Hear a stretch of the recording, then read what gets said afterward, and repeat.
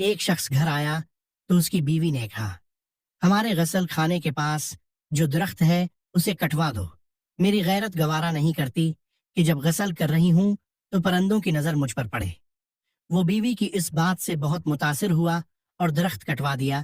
وقت گزرتا رہا۔ ایک دن وہ خلاف معمول اچانک گھر آیا تو دیکھا بیوی کسی مرد کے ساتھ مشغول تھی۔ اسے بہت دکھ ہوا۔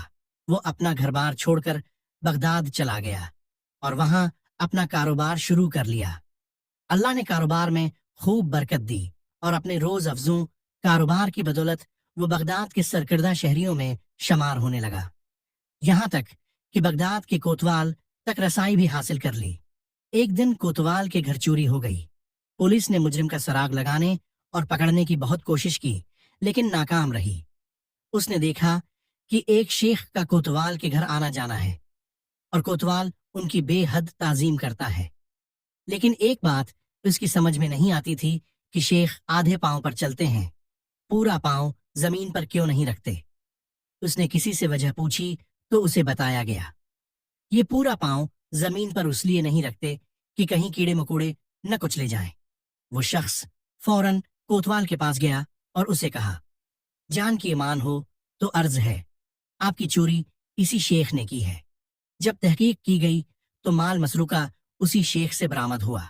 کوتوال نے حیرانی سے کہا، ہم نے تو کبھی سوچا بھی نہیں تھا کہ یہ شیخ بھی ایسا کر سکتے ہیں، تمہیں کیسے معلوم ہوا؟ اس نے کہا، میرے گھر میں ایک درخت تھا جس نے مجھے نصیحت کی تھی، جو لوگ ضرورت سے زیادہ نیک نظر آنے کی کوشش کرتے ہیں وہ عموماً نیک نہیں ہوتے۔ سبق یہ حقیقت ہے کہ کچھ لوگ فیس بک کی حدود تک ہی بااخلاق رہتے ہیں، حقیقی زندگی میں ان کی شر سے ان کے محلے دار، رشتہ دار، حتیٰ کہ گھر والے بھی پناہ مانگتے ہیں۔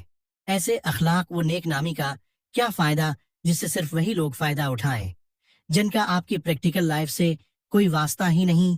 اکثر ایسے کرداروں سے واسطہ رہتا ہے کہ ذرا سا جھگڑا کیا ہوا وہ اپنی کمینگی پر اتر آتے ہیں، ذرا سا اختلاف کر کے دیکھ لیں، کسی سے اپنی ٹائم لائن پر موصوف کیا بنے ہوتے ہیں، اور حقیقت میں کیا؟ اللہ رب العزت سے دعا ہے کہ ہمیں ظاہری اور باطنی طور پر اعمال صالحہ پر چلنے اور ہمارے معاملات و معاشرات پر بااخلاق رہنے کی توفیق عطا فرمائے، آمین۔